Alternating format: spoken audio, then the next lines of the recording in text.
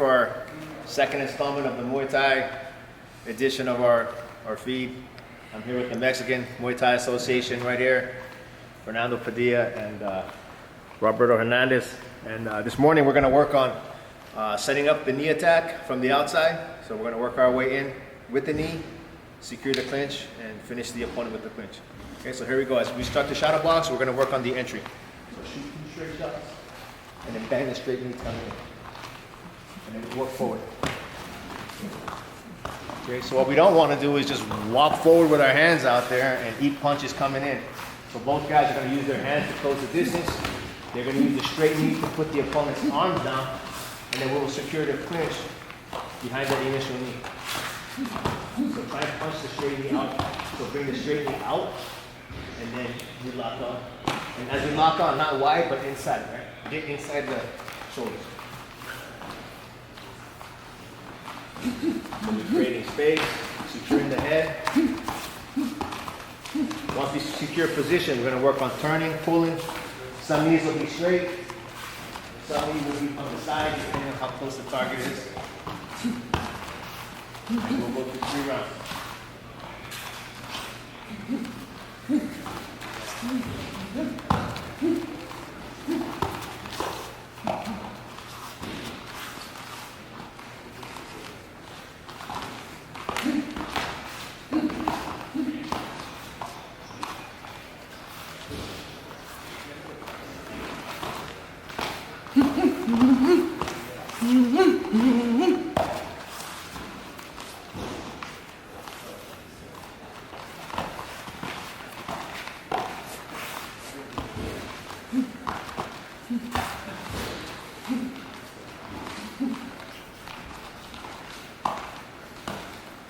Start to walk them down. So once you secure this, start to come forward.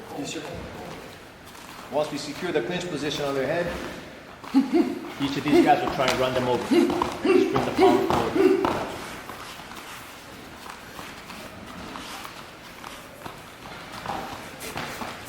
Okay, take a break. So the purpose of this first one is to show you how one person is going to enter the target. If I walk up to this guy and just try and grab him, throw some punches. Right? He's just going to hit my face at some point. I can't just reach out and grab somebody. I need to distract him. I also need him to put his hands down. So as I shoot some shots at his head, I can take his mind off my head. I can drive the knee, and I can look to secure his head by having him drop his hands. Okay? Nobody's going to let me just walk in and grab him. He's going to hit me. So set up the straight knee on each other and secure the clinch. So basically what we're shadow boxing is this movement. We're trying to close the distance behind the hands and set up the clinch on the other side. Boom. Okay.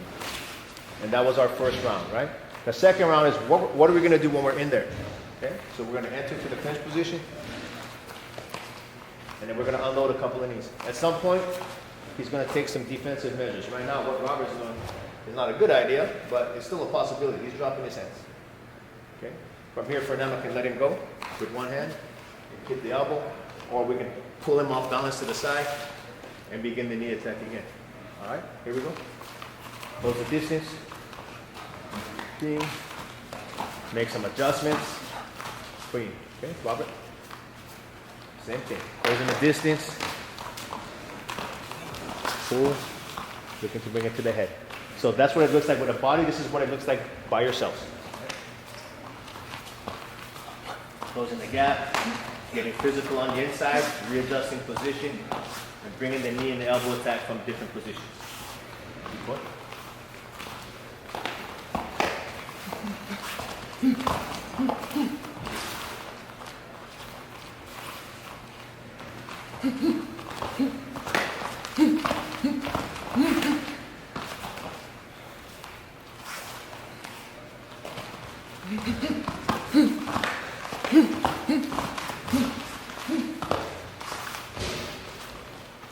Mixing the elbow more, but don't lose the clinch. So now we're going to integrate more elbows and knees together without losing the clinch position.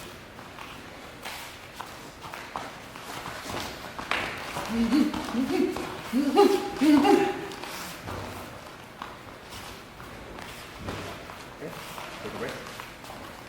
So we've now worked our way from outside in. This is our first round. Then we work on what are we going to do on the inside. So bring the attack, readjust position. Okay.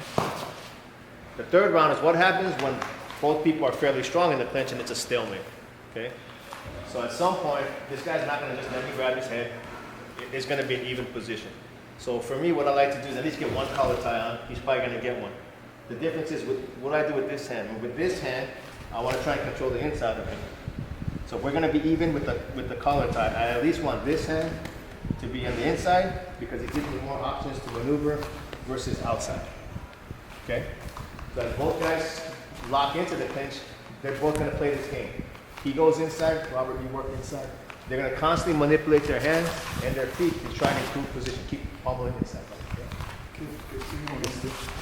Oh, change position. So inside, yeah.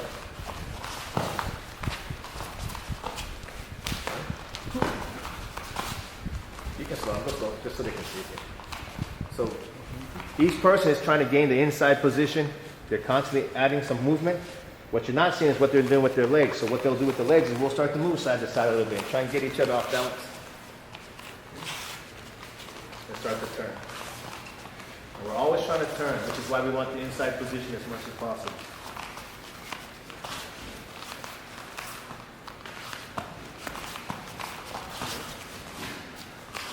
Now, once one person can secure this position, then we'll start to off-balance them. What we mean by off-balancing them is I'll try and dump them, but if I can't dump them, I'll at least get them off-balance enough to hit them with the knee, okay? If we're in an even position here, right, we both can knee each other. I hit the knee, shoot the knee. And I can get knee back. So the problem with this is it's too even, it's 50-50. What I like to do with the collar tie and opposite hands, I like to step my legs inside and off-balance them and shoot the knee, or step my other hip inside. Off balancing and shoot the knee. Sorry. Yeah. Okay, so what I like to do is work off the turn. I like to get my hips underneath his hips by stepping in, or by stepping in, I'll pull the collar tie, I'll pull the shoulder, or I'll push the collar tie, I'll pull the shoulder. Okay. So I'm already inside, I attack his hips, move him, and I'll shoot the knee off the turn. Robert, you can do the same. Attack his base, move him, and shoot the knee. When you don't have another body, it'll be just an open space, but it's the same concept. Step the knees inside, so control the step in and turn. It's almost like steering a steering wheel, right? Turning the car. Okay, so now we're going to put everything together. They'll start outside in, they'll run some angles, they'll start to work on the inside. Secure the position. Robert starts to fight back, so start to repommel. Now he starts to fight back. I got to off balance him. Now keep the knee coming. And Robert will do the same. He'll close the distance. Fernando starts to defend his knee a little bit and starts to collar tie. He gets him off balance. Okay? Now shadow boxing on your own. If you don't have a partner, you can still do this drill.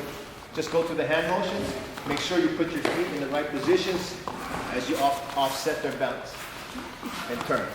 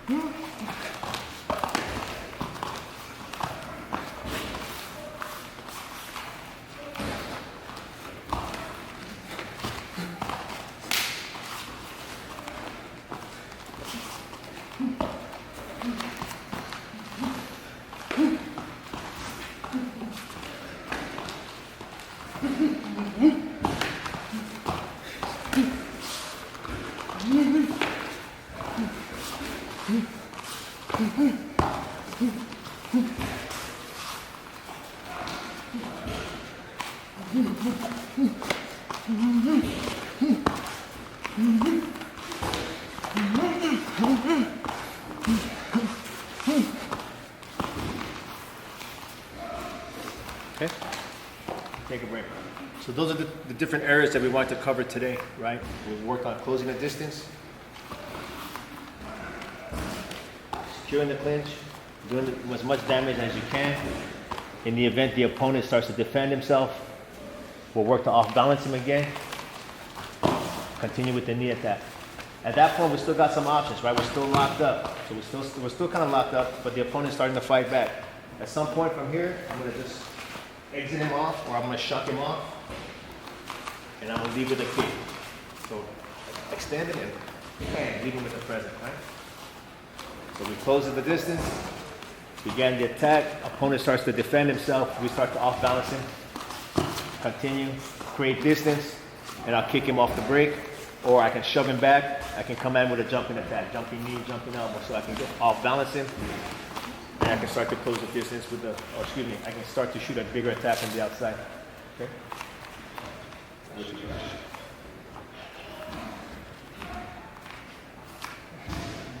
Okay, close the distance.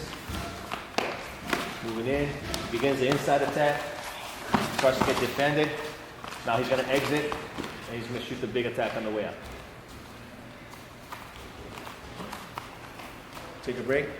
Now from here, we're going to move on to the bag. So this type of fighting, it does require a lot of endurance. And some of the things that you use to build the endurance is obviously hitting these bags. Not everybody has a bag at home, so we'll run through different things that you can do to hopefully build up that endurance when you're at home.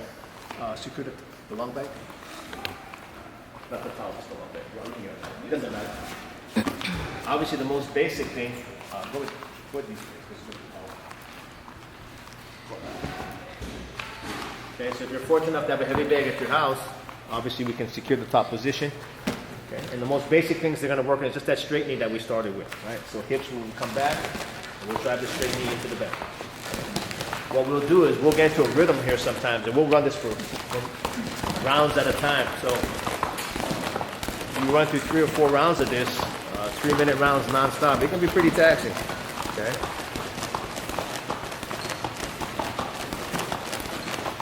What we'll do to add wrinkles is add some movement. So now we'll start to pull the bag, turn the bag in different directions, and start to bring the straight knee attack.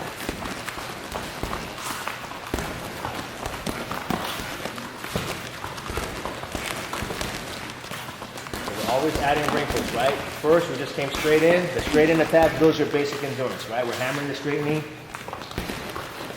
And this just builds a base for us. As we start to turn, improves your upper body strength.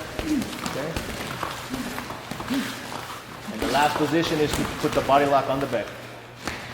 At this point, we're too close, so we start to bring the side knee attack.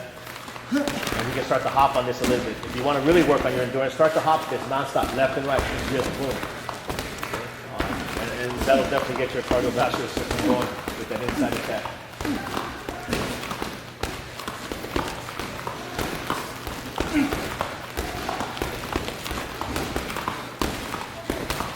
And like we said, each of these rounds, you can do 3, 4, 5 rounds of this. It seems pretty easy to do, but as the rounds start to build up, you'll start to get gassed really quick.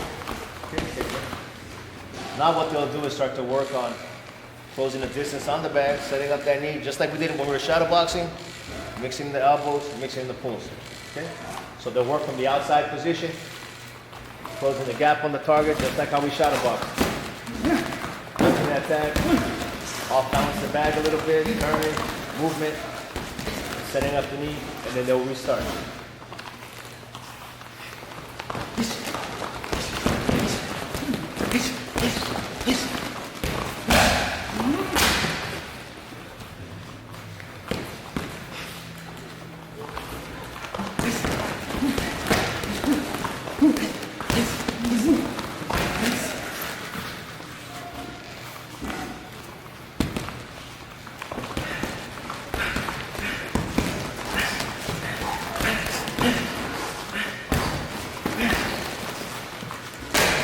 Side knee attack too sometimes.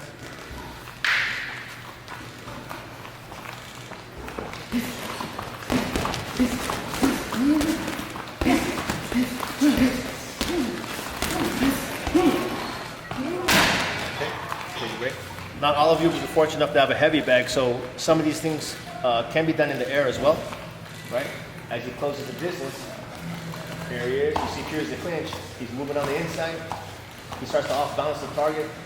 He can go into a hop with the side knee, so start to dance with the side knee. And this can be, on the hop, this can be pretty tiring right here, as you keep slapping that knee over and over, round after round, okay?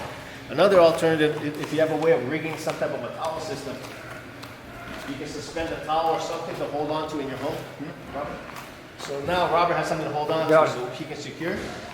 He won't have the bag, right? It might be suspended from your roof or whatever, but he can still shoot the knees in the air, and he has something to hold him up, right? So he may not have a bag, but you can hang a towel from something, maybe from a beam in your house or over a pipe or whatever, side knee, straight knee.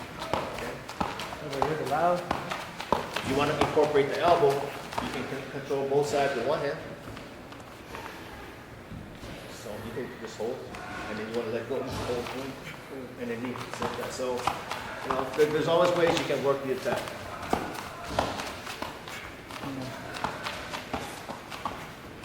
Okay. So whether you have a bag, whether you choose the shadow box like Fernando, go ahead. And working the knee game on the inside. He's got the side going, he's got his rhythm going, okay? If you have something to suspend from your rooftop like this guy, you can use a towel or some type of a shirt or a piece of rope or something. You can still work off certain angles. The key is to keep your rhythm going, good posture, good balance. You can work on your upper body strength at the same time. All right, take it. Next, we'll finish with the live portion, which unfortunately does require a partner. If you don't have a partner, you can try your best to do it in the air, but the thing about the clinch is it does require two people. Okay? So first thing, like we said, is the collar tie. The ideal position would be here, but it's unlikely that you'll get there. Okay? So usually we're in some type of neutral position. One person has a collar tie somewhere, and we have some type of elbow control. Okay? The idea of this part is I would like to get inside control. It gives me more options if I'm on the inside, because I can control the shoulder and control the head. Fernando will try to alleviate this by either coming in here, okay, or at least trapping the shoulders here. Inside shoulder, fingers inside. So he has inside position as well. So we're still looking for inside position. From there, no, stay where you are. He has a lot of options here. He can release this and chop the elbow on the inside. Okay, Robert would not want to be here too long. He's going to be quick to repummel and try and secure this position. It is a constant game that we'll play. So for now, go slow. But all they're going to do is repummel, and at the same time, they're going to move each other side to side. So they're using the game, and they're looking for the best possible position for the collar tie and shoulder control.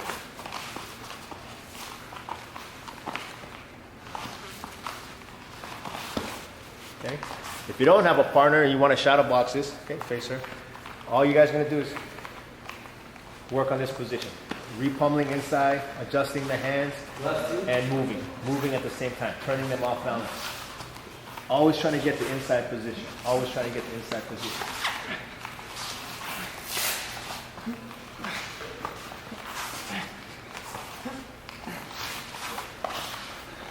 Something else that improves my chances is mixing in the elbow, because what the elbow does is it takes my mind off the clinch game a little bit when I get smacked in the face with the elbow, and then it allows you to reposition the knee and keep the better position and get a better leverage.